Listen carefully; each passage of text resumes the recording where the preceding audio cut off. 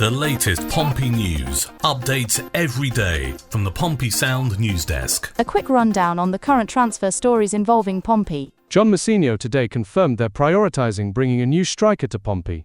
We've had Tom Waddingham injured and too much strain on Mac Kirk and Colby. We didn't expect Mac to play as much as he has so soon. With Callum Lang out as well, and looking at the injuries, you can see why we're looking there. Then there's the lack of goals we've scored. We get into the final third really well, but aren't doing enough with it. When we have enough attacking players at our disposal, that will change. Possibly we'd sign a 10, but goal-scoring attackers in that area aren't easy to find. That's the trade-off if you want to buy a guaranteed goalscorer at the level they cost a huge amount and there's not many of them available. Or you could take a risk abroad. There's quite a few permutations. What we're keen to do is get a couple of pieces of the puzzle in place and go from there. Meanwhile, Birmingham's head coach reckons his former winger Kishi Anderson would be a steal for a club like Pompey. He says, with Kishi, I said to him in the first 2 weeks of pre-season, because I trained the players, that I noticed in maybe the 5th session that he was a reliable winger. I started thinking that it was no coincidence that when the games really mattered last year he played, and the managers played him. I thought that was quite interesting, and then the more I watched him I thought he works, he presses, he defends, and then he can take it forward, with that quality. They're the kind of wingers I want. I don't want wingers who are good going forward and they don't run backwards. I hate those wingers. So Keshi fitted into that really well, and I think he's grown in confidence. He knows I trust him. He's popped up with a lot of goals and assists. I think goal contributions per 90 minutes, he's in the top 3 this season. He's had a great year. Elsewhere, we understand Pompey tested the waters with a bid for the 6 feet 4 inches striker Nesta ELPHIGE, matching what's believed to be his £1 million valuation, but the League Two side wasn't willing to let the Frenchman go. It now seems the club will look at other options this January, with concerns over how long it would take ELPHIGE to adapt to the Championship. Pompey have had their eye on the 25-year-old for months, and he was high on their striker shortlist for this window. Talk of a deal heated up in recent days, especially when the in-form forward was left out of his team's weekend defeat to Red Star. Usually a sure sign a transfer is close. For now though, it looks like a move to Fratton Park is off the table, and ELPHIGE will be staying in the French Alps. It sounds as though the Birmingham manager, Chris Davies, isn't it, is trying to help Kishi Anderson move on. They've had to let him go 6 months ahead of his contract actually expiring because they want to make room for some of the quite expensive acquisitions that are coming in at Birmingham. But a glowing recommendation on Kishi and his abilities, although I noticed that Davies also praised himself for spotting what turns out to be, in his opinion, well, he would say this, wouldn't he, because he's the guy who directed it, turning Kishi into an attacking winger who also gets back and presses and plays the whole game. And we certainly would enjoy having a winger, provided he can do the main job, which is beat men, get the assist in and score some goals. Providing he can do that, then anything else is icing on the cake. But getting back and covering territory is something that Pompey cherish in our wide midfield players, or wingers, call them what you will. So that's Kishi Anderson. Nesta ELPHIGE or ELPHIGE, still not sure how to pronounce it. Probably doesn't matter because he probably isn't coming to us. Shame. The story is that Pompey did table a bid for him, but his club wanted in excess of what Pompey bid. And that must happen all the time in football during transfer windows. We'll offer you this. No, we won't take that. We want this. So that one may not be dead, and it depends to what extent the club have a say in where he goes and to what extent he and his people have a say. Would you swap the Alps for Portsmouth? Well, we're all biased, so of course the answer is yes, but you see my point. And John Mousinho says we need a striker. We know that. We've known that for quite some time. When Bishop was first ruled out because of his awful issue with a heart condition, which appears, and one always touches wood when one says this, to be behind him, we needed a strike force then. I think it was Callum Lang who mostly stepped into the breach, and we haven't got him at the moment either. So somebody who can also be a target man, somebody who can also help out defending corners as well as attacking them. That's what we need. That's what we need. What is available, only John Mousinho and Rich Hughes are aware, and no doubt they are juggling and having endless meetings between themselves and text messages as they try to work out what is beginning to appear to be Pompey's number one priority at the moment in the January transfer window, and that is getting in a striker. Pompey are looking to send Jacob Farrell out on loan this January, but manager John Mousinho has made it clear that any move will have to wait until the end of the transfer window, and only if the squad has enough cover. The defender has returned to the matchday squad for the last 3 games after finally recovering from a groin injury that has plagued his season. However, with just 2 appearances in his 18-month stay at Fratton Park, the 23-year-old is desperate for regular first-team football. A fact Mousinho acknowledges. After a proposed switch to Central Coast Mariners fell through earlier this month, Pompey remain keen to find another club for Farrell.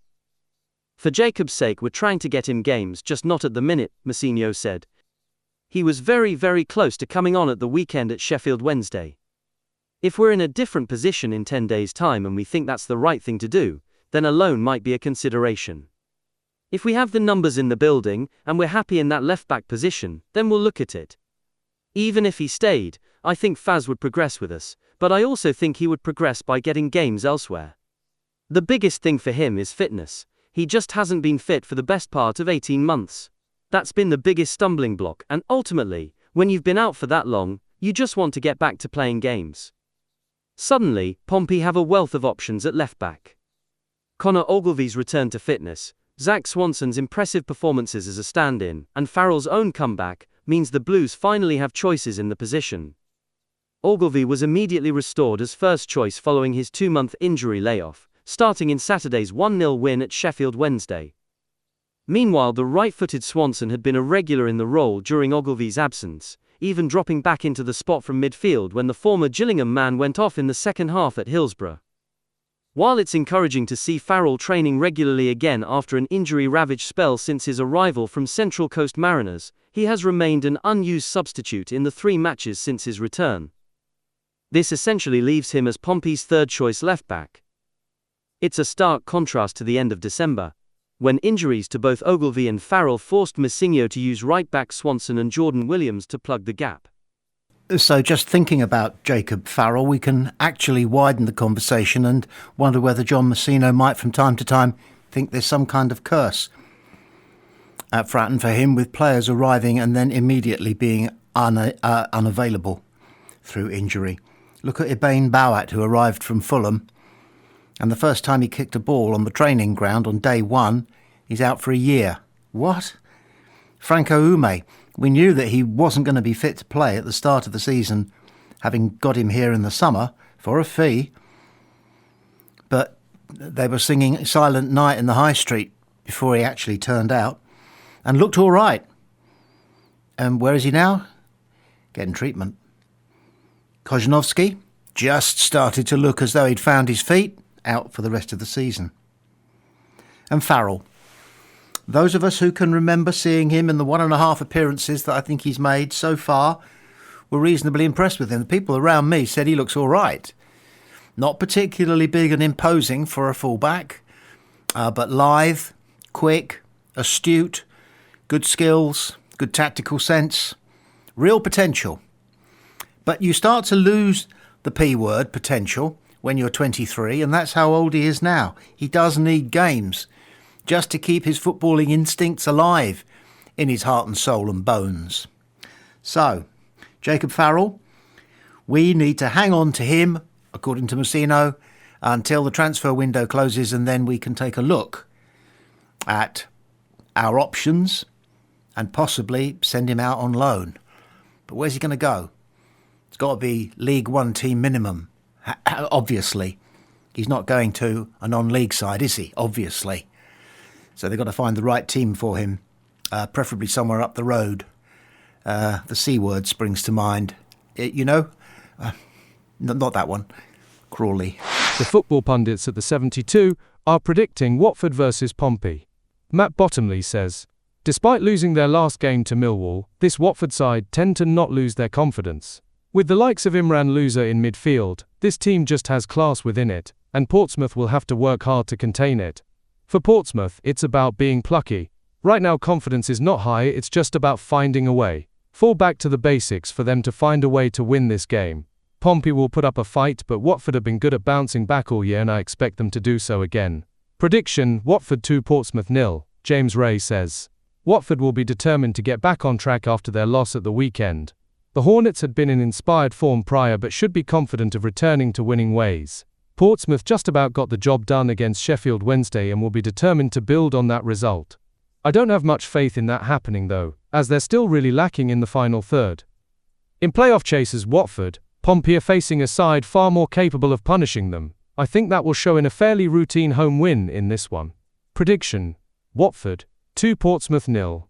Yeah, those two predictions are pretty much in line with what Steve Bone is saying, and the bookies kind of agree. At least Betfair does. The favourite correct score is 1-0 to Watford at 7.4, and the next favourite is 2-0 to Watford at 9.2, which is quite tight. 2-1 is joint second favourite, with us getting a consolation goal. But going down 2-1, that's also 9.2. And if it's a bad day at the office for us, 3-0 is 17s. And any other home win is quite short at 11.5. So it's very much a case of let's suck it and see. Tomorrow or today, if you're listening, on Wednesday versus Watford.